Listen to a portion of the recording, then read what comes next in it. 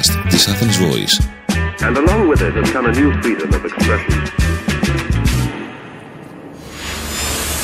Ζήσε με αγάπη με την Ξένια Κουρτογλου, προσωποκεντρική σύμβουλος ψυχικής υγείας, life and business coach, συγγραφέας.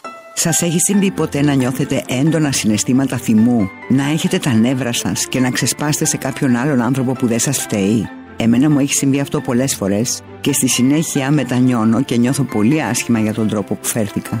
Και επειδή όλα αυτά που μπορεί να ξεστομίσουμε πάνω στα νεύρα μας συνήθως δεν τα εννοούμε, αλλά από τη στιγμή που τα εκφράσαμε πληγώνουμε τη σχέση μας και κάποιο δικό μας άνθρωπο, αφιερώνω τη σημερινή εκπομπή στο πώς μπορούμε να διαχειριστούμε τους θυμούς μας και να συγκρατούμε τα νεύρα μας. Το νούμερο 1 βήμα που χρειάζεται να κάνουμε είναι να βρούμε τι ακριβώς κρύβεται και κάτω και πίσω από το θυμό. Είναι αδικία, είναι προδοσία, στενοχώρια, ατυχία, ενοχή, ένταση, καταπώνηση? Τι ακριβώς και από πού προέρχεται? Είναι κάτι που συμβαίνει αυτό τον καιρό από κάποιο κοντινό μας πρόσωπο? Αν είναι κάτι τέτοιο, προτείνω να μιλήσετε με αυτό το άτομο, να εξηγήσετε πώς νιώθετε και να το λύσετε. Μην το κρατάτε άλλο μέσα σας. Αν είναι κάτι από το παρελθόν, πείτε σε εσωτερικό διάλογο για να καταλάβετε τι ακριβώς είναι αυτό που σας θυμώνει. Συνήθως, ο θυμός προέρχεται από την αυτοεικόνα μας και οι άλλοι είναι απλά οι αφορμές που πυροδοτούν κάτι που δεν έχουμε λύσει εμείς μέσα μας. Στο δεύτερο βήμα, θυμηθείτε τις φορές που έχετε καταφέρει να συγκρατηθείτε. Για παράδειγμα, στη δουλειά σας, ενώ έχετε θυμώσει, δεν βάζετε τις φωνές στο αφεντικό σας ή στο συνάδελφό σας. Γιατί εκεί μπορείτε να συγκρατηθείτε ενώ στο σπίτι δεν το κάνετε? Η απάντηση είναι γιατί στη δουλειά σας έχετε το κίνητρο να μην χαλάσετε τη σχέση σας, να μην απολυθείτε. Δηλαδή έχετε κάτι να χάσετε.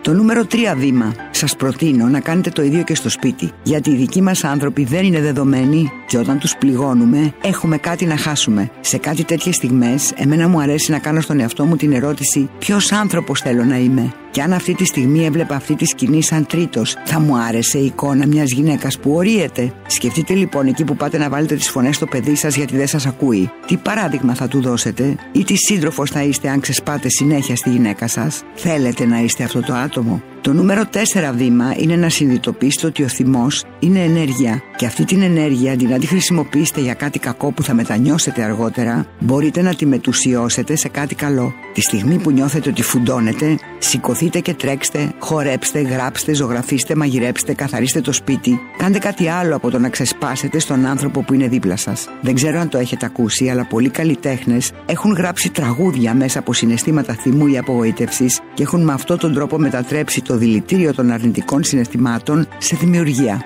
Είμαι η Ξένια Κουρτογλου, σύμβουλος ψυχικής υγείας και στην εκπομπή μου προσφέρω πρακτικές συμβουλές με βάση την επιστήμη και την εμπειρία για να αυξάνετε ψυχική ανθεκτικότητα και να απολαμβάνετε μια όμορφη ζωή. Ήταν ένα podcast από την Athens Voice.